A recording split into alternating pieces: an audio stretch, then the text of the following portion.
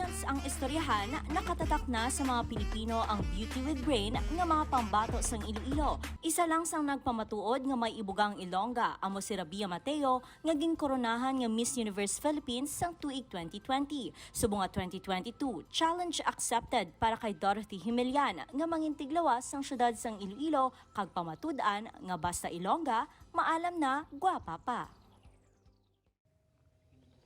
Isa ka nursing student sa Central Philippine University ang nagpangibabaw sang damlaglang sa walutanan ka mga kandidata sa tuigan nga Miss Iloilo. Siya naayahan ang magasunod sa yapak sang Ilongga nga si Miss Universe Philippines Rabia Mateo.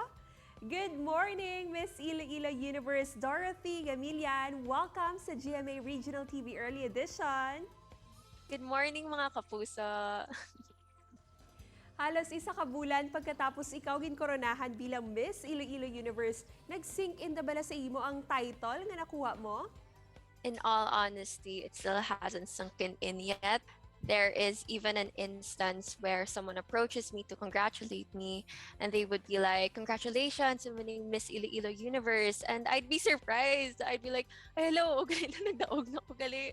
It still hasn't sunk in yet because I think that I'm still the same girl that I was a month ago, and I personally believe that it would take a long time before it will fully envelop in me.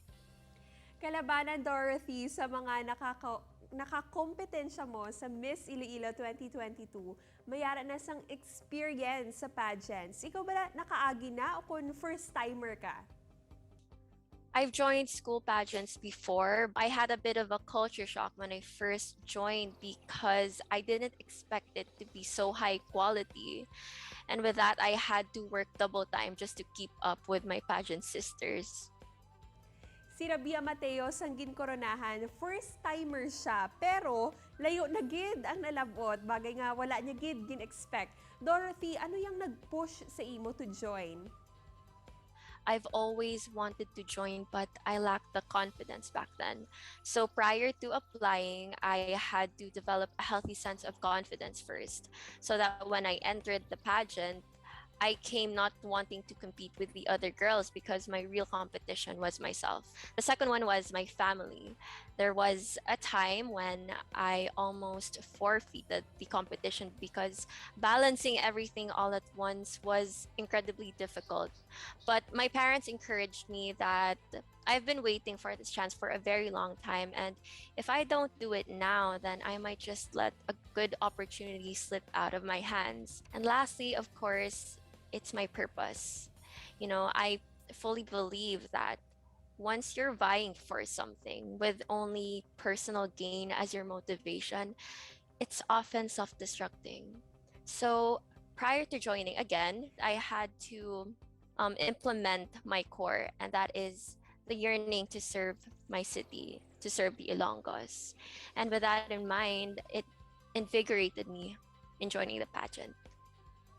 During the pageant, anong advocacy nga gin-present mo kag sa imo paglantaw, ano kadako nga bulig sini sa sosyedad? My new and improved advocacy is creativity development for children in the community. This is to ensure that every child has the opportunity to develop their sense of artistry at a young age whilst we provide them with basic health education. So in that way, it affects them in the long term, both in their health and their artistic side. Dorothy, hindi mahapos ang anuman nga kompetisyon. What was the most challenging part of your journey? I'm still a student and I had to balance my academics and trainings, which was difficult for both my part and the part of the trainers because we had to adjust. Thankfully, we managed it, and everyone was just so graceful and so understanding with my whole situation. This year, ikaw mangin opisyal nga tiglawas ng Iloilo City sa Miss Universe Philippines. The pressure is on, kaya ang Ilongga isa sa mga ginabantayan gid kada tuig. Di na nga level ang preparasyon mo kag sang imo nga team. My team and I are just doing our best, you know, to deliver a good performance on the national level. Like I said, we are a bit time constrained, so that's why we are doubling our time at its maximum effect.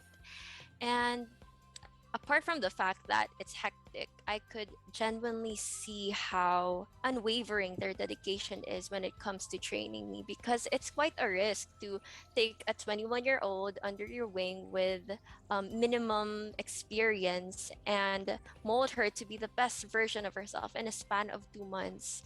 So it's a challenge for both my part and for my team, but we are managing it well. No doubt, Dorothy, ang imo communication skills ang nagapangibabaw gid. Ilabi na sang naglabot na sa interview competition.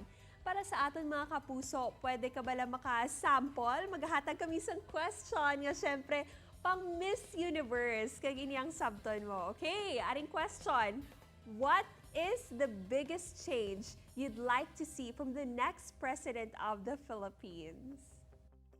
Well, for starters, I would like our next president to genuinely care about the welfare of his or her people.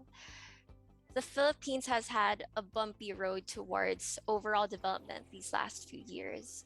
And the best thing that we need right now is a president who would actively invest on implementations that would develop the sustainability and the overall economy of our country. Our next leader needs to realize that the best way to uplift the Philippines is to invest and improve the quality of life of the Filipinos. Thank you very much for that wonderful answer, Dorothy. Ang aton kapuso viewers, naga-congratulate gid sa imo. Kami diri magasuporta lang sa next level nga imo iga-explore. Anong mapasalig mo sa mga Ilonggo? Well, the Ilonggas could entrust that when I come to Manila, I will be representing them wholeheartedly. I would be giving my all, my passion, and all of my strength. And I would just like to thank them for their never-ending support. So this one is for you, Iloilo. Miss Iloilo Universe 2022, Dorothy Gemillan. Salamat, and again, good morning! Thank you and good morning! Duga nga impormasyon ka good vibes sa pagbalik sa GMA Regional TV Early Edition. Ini ang GMA Regional TV Early Edition.